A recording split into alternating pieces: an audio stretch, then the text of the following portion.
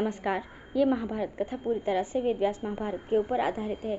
यदि आप इसका निरंतर श्रवण करते रहना चाहते हैं तो इस चैनल को सब्सक्राइब जरूर कर लें और आगे आने वाली सभी पॉडकास्ट के नोटिफिकेशन के लिए बेल आइकन को भी जरूर से प्रेस कर दें। अब हम सुनेंगे भगवान राम की सुग्रीव से मैत्री और बाली का वध। मार्कंडेय जी कहते हैं, तदंतर सीता हरण के दुख से व्याकुल श्री रामचंद्र जी पंपा सरोवर पर आए। उसके जल में स्नान करके उन्होंने पितरों का तर्पण किया। फिर दोनों भाई ऋष्यमुख पर्वत पर चढ़ने लगे। उस समय पर्वत की चोटी पर उन्हें 5 वानर दिखाई पड़े। सुग्रीव ने जब दोनों को आते देखा तो उन्होंने अपने बुद्धिमान मंत्री हनुमान को उनके पास भेजा। हनुमान से बातचीत हो जाने पर दोनों उनके साथ सुग्रीव के पास गए। श्री रामचंद्र जी ने सुग्रीव के साथ मैत्री की और उनसे अपना कार्य निवेदन किया। उनकी बात सुनकर वानरों ने उन्हें वह दिव्य वस्त्र दिखलाया जिसे हरण के समय सीता ने आकाश से नीचे डाल दिया था। उसे पाकर राम को और भी निश्चय हो गया कि सीता को रावण ही ले गया है। उस समय श्री रामचंद्र जी ने सुग्रीव को समस्त भूमंडल के वानरों के राजपथ पर अभिषिक्त कर दिया। साथ ही उन्होंने ये प्रतिज्ञा की कि मैं युद्ध में वाली को मार डालूंगा। तब सुग्रीव ने भी सीता को ढूंढ लाने की प्रतिज्ञा की। इस प्रकार प्रतिज्ञा करके दोनों ने एक दूसरे को विश्वास दिलाया। फिर सब मिलकर युद्ध की इच्छा से किष्किंधा को चले। वहां पहुंचकर सुग्रीव ने बड़े जोर से गर्जना की। वाली को ऐसा नहीं हो सका। उसे युद्ध के लिए निकलते देख उसकी स्त्री तारा ने उसे रोकते हुए कहा, नाथ, आज सुग्रीव जिस प्रकार सिंहनाद कर रहा है उससे मालूम होता है कि इस समय उसका बल बढ़ा हुआ है। उसे कोई बलवान सहायक मिल गया है, अतः आप घर से न निकले। वाली ने कहा, तुम संपूर्ण प्राणियों की आवाज से ही उनके विषय में सब कुछ जान लेती हो। सोचकर बताओ तो सही, सुग्रीव को किसने सहारा दिया है। तारा क्षण भर विचार करने के बाद बोली, राजा, दशरथ के पुत्र महाबली राम की स्त्री सीता को किसी ने हर लिया है। उसकी खोज के लिए उन्होंने सुग्रीव से मित्रता जोड़ी है। दोनों ने ही एक दूसरे के शत्रु को और मित्र को मित्र मान लिया है। श्री रामचंद्र जी धनुर्धर वीर हैं। उनके छोटे भाई सुमित्रा कुमार लक्ष्मण हैं। उन्हें भी युद्ध में कोई नहीं जीत सकता। इनके सिवा मैंद, द्विविंद, हनुमान और जाम्बवान ये 4 सुग्रीव के मंत्री हैं। ये लोग भी बड़े बलवान हैं।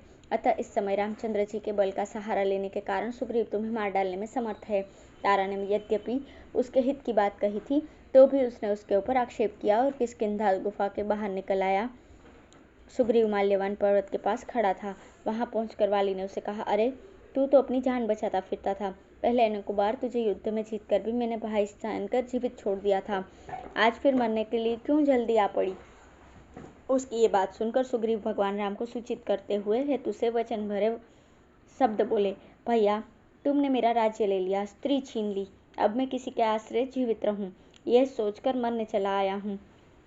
इस प्रकार बहुत सी बातें कहकर और सुग्रीव दोनों एक दूसरे से गुथ गए। उस युद्ध में साल और ताड़ के वृक्ष तथा पत्थर की चट्टानें यही उनके अस्त्र शस्त्र थे। दोनों पर प्रहार करते, दोनों जमीन पर गिर जाते और फिर दोनों ही उठकर विचित्र ढंग से पैंतरे बदलते तथा मुक्के और घुसों से मारते थे। नख और दांतों से दोनों के शरीर छिन्न भिन्न होकर लहूलुहान हो रहे थे। पता नहीं चलता था कौन वाली है और कौन सुग्रीव। तब हनुमान जी ने सुग्रीव की पहचान के लिए उनके गले में एक माला डाल दी। चिन्ह के द्वारा सुग्रीव को पहचान कर भगवान राम ने अपना महान धनुष खींच कर चढ़ाया और वाली को लक्ष्य करके बाण छोड़ दिया।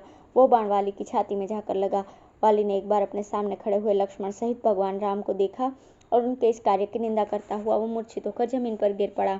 वाली की मृत्यु के पश्चात सुग्रीव ने किष्किंधा के राज्य और तारा पर अपना अधिकार जमा लिया। उस समय वर्षा काल का आरंभ था, अतः श्री रामचंद्र जी ने माल्यवान पर्वत पर ही रहकर वर्षा के 4 महीने व्यतीत किए। उन दिनों सुग्रीव ने भली भांति उसका स्वागत सत्कार किया। अब है त्रिजटा का स्वप्न, रावण का प्रलोभन और सीता का सतीत्व। मार्कंडेय जी कहते हैं, काम के वशीभूत हुए रावण ने सीता को लंका में ले जाकर एक सुंदर भवन में ठहराया। वो भवन नंदनवन के समान मनोहर उद्यान के भीतर अशोक वाटिका के निकट बना हुआ था। सीता तपस्विनी वेश में वहां रहती और प्रायः तप उपवास किया करती थी। निरंतर अपने स्वामी श्री रामचंद्र जी का चिंतन करते करते वो दुबली सी हो गई और बड़े कष्ट से दिन व्यतीत कर रही थी। रावण ने सीता की रक्षा के लिए कुछ राक्षस स्त्रियों को नियुक्त कर रखा था।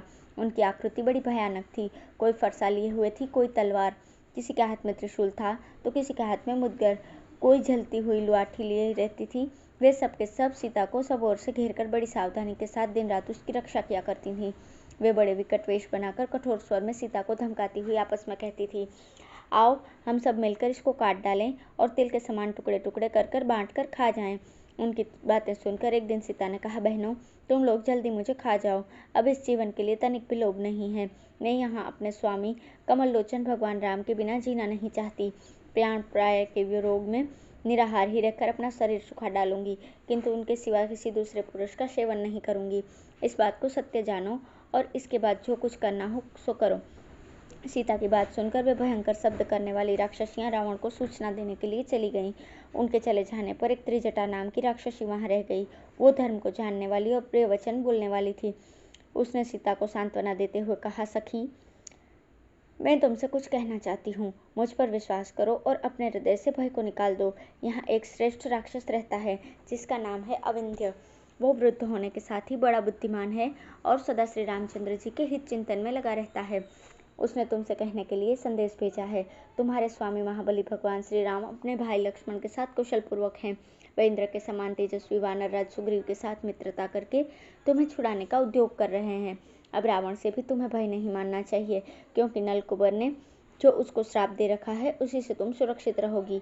एक बार रावण ने नलकुबर की स्त्री रंभा का स्पर्श किया था, इसी से उसको श्राप हुआ। अब वो अजितेंद्रिय राक्षस किसी भी पर स्त्री को विवश करके उस पर बलात्कार नहीं कर सकता। तुम्हारे स्वामी श्री रामचंद्र जी लक्ष्मण को साथ लेकर शीघ्र ही यहाँ आने वाले हैं। उस समय सुग्रीव उनकी रक्षा में रहेंगे। भगवान राम अवश्य ही तुम्हें यहाँ से छुड़ाकर ले जाएंगे। मैंने भी अनिष्ट की सूचना देने वाले घोर स्वप्न देखे हैं, जिनसे रावण का विनाशकाल निकट जान पड़ता है। सपने में देखा है कि रावण का सिर मुंड दिया गया है, उसके सारे शरीर में तेल लगा है और वो कीचड़ में डूब रहा है। यह भी देखने में आया है कि गधों से जूते हुए रथ पर खड़ा होकर वो बारंबार नाच रहा है। उसके साथ ही ये कुंभकर्ण आदि भी मुंड मुंडाए, लाल चंदन लगाए, लाल लाल फूलों की महना पहने नंगे होकर दक्षिण दिशा को जा रहे हैं। केवल विभीषण ही श्वेत वस्त्र और छत्र धारण किए, सफेद पगड़ी पहने, श्वेत पुष्प और चंदन से चर्चित हो श्वेत पर्वत के ऊपर खड़े दिखाई पड़े हैं। विभीषण के 4 मंत्री भी उनके साथ उन्हीं के वेश में देखे गए हैं। अतः ये लोग उस आने वाले महान भय से मुक्त हो जाएंगे। स्वप्न में ये भी देखा कि भगवान राम के बाणों से समुद्र सहित पृथ्वी आच्छादित हो गई है। अतः यह निश्चय है कि तुम्हारे पतिदेव का सुयत समस्त भूमंडल में फैल जाएगा। सीते, अब तुम शीघ्र ही अपने पति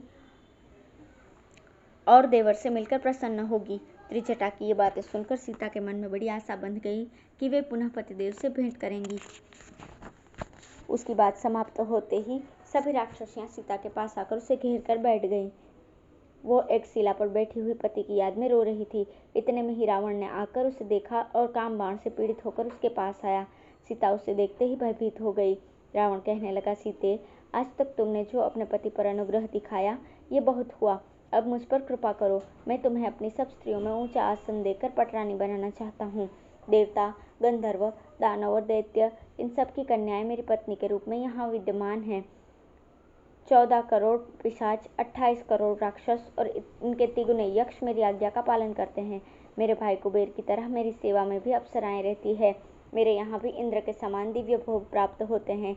यहाँ रहने से तुम्हारे वनवास का दुख दूर हो जाएगा। इसलिए सुंदरी, तुम मंदोदरी के समान मेरी पत्नी हो जाओ। रावण के ऐसा कहने पर सीता ने दूसरी ओर मुंह फेर लिया। उसकी आंखों से आंसुओं की झड़ी लग गई। द्रोण की ओट करके वो कांपती हुई बोली, राक्षस राज, तुमने अनेकों बार ऐसी बातें मेरे सामने कही हैं, इनसे मुझे बड़ा कष्ट पहुंचता है, तो भी मुझे अभागिनी को ये सभी बातें सुननी पड़ी है। तुम मेरी ओर से अपना मन हटा लो। मैं पराई स्त्री हूँ, पतिव्रता हूँ, तुम किसी तरह मुझे नहीं पा सकते। यह कहकर सीता अंचल से अपना मुंह ढक ढक कर फूट फूट कर रोने लगी। उसका कोरा उत्तर पाकर रावण वहां से अंतर्ध्यान हो गया और शोक से दुबली हुई सीता राक्षसियों से घिरी वहां रहने लगी। उस समय त्रिजटा ही उसकी सेवा किया करती थी। धन्यवाद।